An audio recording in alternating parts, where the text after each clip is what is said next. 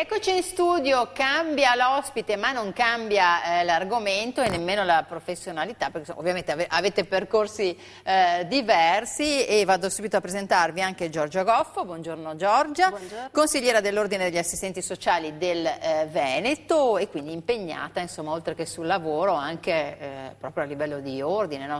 State tentando di fare un lavoro, sentivamo il Presidente poco fa, anche di coesione. Insomma, del resto fare rete fa bene un po' a tutti, anche nel vostro lavoro. Soprattutto nel vostro lavoro. Noi rappresentiamo il lavoro di rete nell'esercizio della nostra professione, perché una delle strategie che adottiamo è proprio quello di mettere in sinergia tutte le componenti della rete che gravitano attorno al soggetto, che è sempre al centro del nostro agire professionale. Ecco, cerchiamo di approfondire un po' di più la figura, no, dell'assistente sociale, perché, scherzando, insomma, ma nemmeno tanto, io prima, mentre chiacchieravo con voi, dicevo che spesso insomma, si parla anche non in maniera proprio positiva dell'assistente sociale, genericamente inteso, come si fa del resto anche per i giornalisti, quindi insomma da questo punto di vista siamo un po' sullo stesso piano. È un po' un'etichetta tutto sommato, no? Perché si ha un'idea forse sbagliata, quindi cerchiamo di far capire in realtà un po' ancora chi siete, insomma, e cosa fate, e poi quando intervenite, perché sennò altrimenti sembra che voi abbiate una responsabilità forse eccessiva rispetto magari a situazioni molto complicate. Certo, rispetto al chi siamo e a come agiamo, la figura dell'assistente sociale agisce con competenze specifiche della professione a favore dei soggetti, promuovendone l'autonomia del soggetto e quindi evitando quelle forme di dipendenza dalle istituzioni, e soprattutto valorizzando le risorse, si diceva prima la rete, le risorse sia personali che della famiglia e della comunità. In questo lavoro non siamo soli, ovviamente ci avvaliamo della collaborazione di altri professionisti che danno il loro contributo nella valutazione, nell'aiuto e nella realizzazione di interventi a favore dei soggetti che si rivolgono ai servizi. Quindi certo è una responsabilità condivisa, no? Condivisa con i soggetti, ma condivisa anche con i soggetti, diciamo, l'utente, e con i soggetti, istituzioni, servizi e altri professionisti. Facciamo un esempio così facciamo capire ancora meglio, perché insomma io faccio un po' l'avvocato del diavolo e faccio quella, insomma, che passa per strada e che si domanda, magari facendo zapping in televisione, no? Vede la classica storia, facciamo la più classica, c'è il bambino che viene tolto ai genitori e poi magari qualcuno che accusa l'assistente sociale. Dietro che cosa c'è? Così cerchiamo anche di capire, insomma. Immagino che siano intanto, voglio dire, situazioni delicate che nascono magari molto indietro nel tempo e che, come diceva lei poco fa, prevedono l'intervento di tutte persone ovviamente super esperte, vista la tematica molto delicata. Certo. Precisiamo che ogni situazione è a sé, no? Quindi è difficile trovare delle difficoltà comuni, valide per tutte le situazioni di allontanamento. Non c'è una regola, no, e contiamo anche che l'allontanamento è la soluzione estrema a cui di certo non tende l'assistente sociale.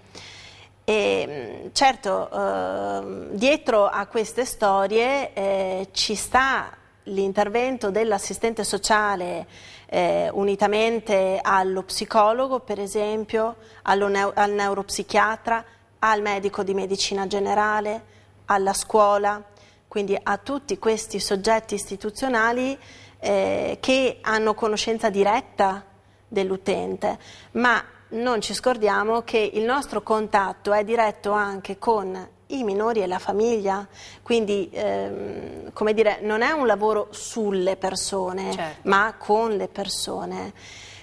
L'esito di questa valutazione multiprofessionale congiunta viene sottoposto al giudice, al Tribunale per i minorenni, nel caso appunto di minori allontanati, minori in difficoltà, ed è il giudice poi che stabilisce il da farsi e che assume dei provvedimenti. Ma voi vi siete mai chiesti come mai, insomma, alla fine se la prendono un po' con voi, più che altro? Cioè, c'è una motivazione. Anch'io dico sempre, insomma, che generalizzare ovviamente non va bene, ma come mai? È anche vero che magari nel caso forse dei giornalisti, per fare mea culpa, spesso magari un po' ci si espone, no?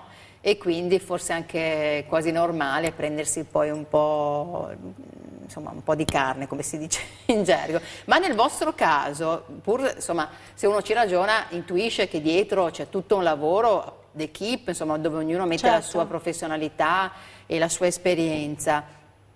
Perché poi se la prendono con voi? Beh, a volte è un po' scomodo rilevare situazioni di inadeguatezza genitoriale, far comprendere al genitore che ha bisogno di aiuto, che ha bisogno di essere supportato. È una sconfitta, no, in qualche modo, o la si vive come tale. Certo, quindi immagino che a volte non siamo graditi per questa ragione.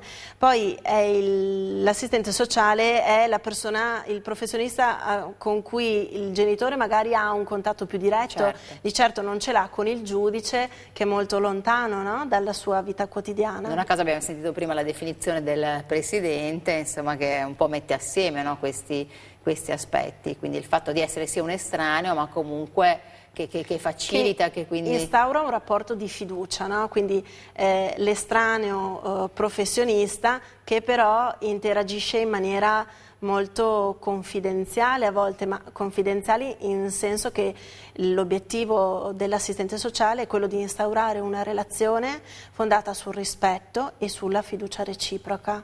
Ecco, la crisi, perché poi insomma siamo partiti da questo, no? Come ha cambiato o sta cambiando un po' il ruolo dell'assistente sociale, perché ci sono persone che magari fino a qualche anno fa probabilmente non sarebbero mai finiti in situazioni, per esempio, di indigenza piuttosto, insomma, che di vera e propria povertà o comunque di difficoltà. Persone che magari erano in grado fino a poco tempo fa di badare ai figli, per forza di cose non lo sono più. Poi abbiamo visto che soprattutto a nord-est ci sono situazioni estreme che arrivano poi purtroppo anche a decisioni estreme e c'è tra l'altro questa circostanza che si verifica spesso proprio a nord-est.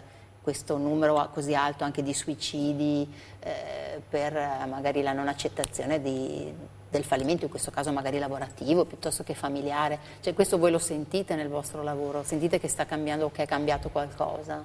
Sicuramente. Mentre una volta affrontavamo le povertà tradizionali, quindi le situazioni di indigenza, classiche, diciamo, tradizionali, adesso davvero ci sono nuove povertà.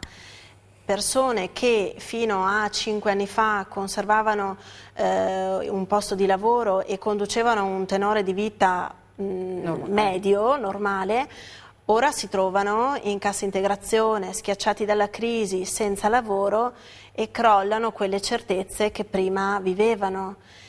Mai e poi mai si sarebbero pensati al bussare alla porta dei servizi sociali, oggi si trovano a farlo.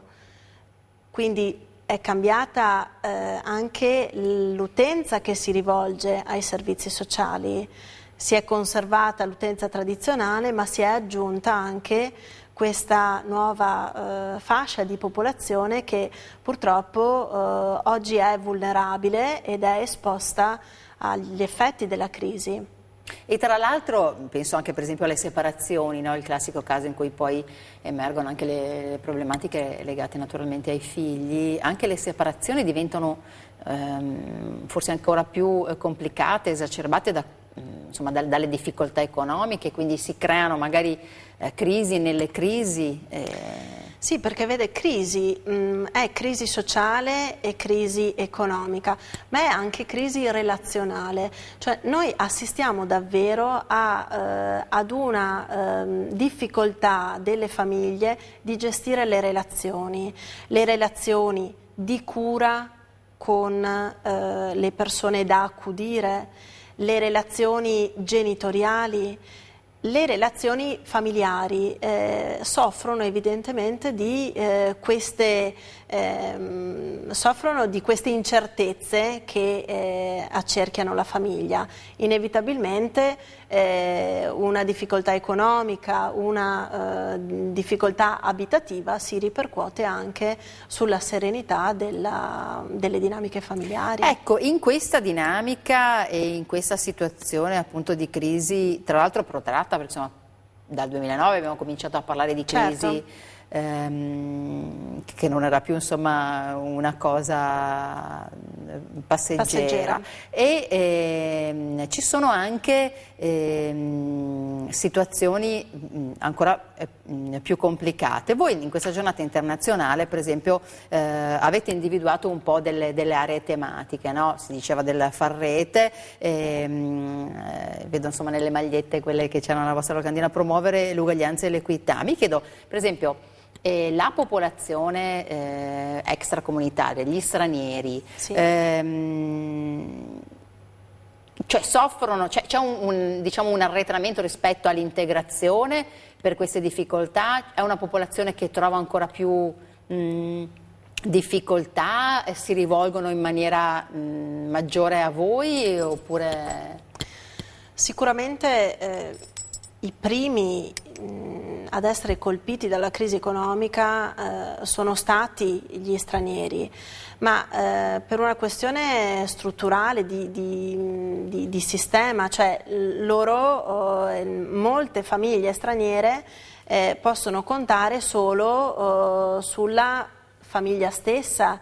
La loro famiglia d'origine è nel paese loro d'origine e pertanto non hanno quegli ammortizzatori che le famiglie italiane hanno. Certo, E quindi se uno non riesce a pagare l'affitto magari torna a casa, Certo. piuttosto che si fa aiutare, mentre Certo. insomma nel caso di stranieri. E quindi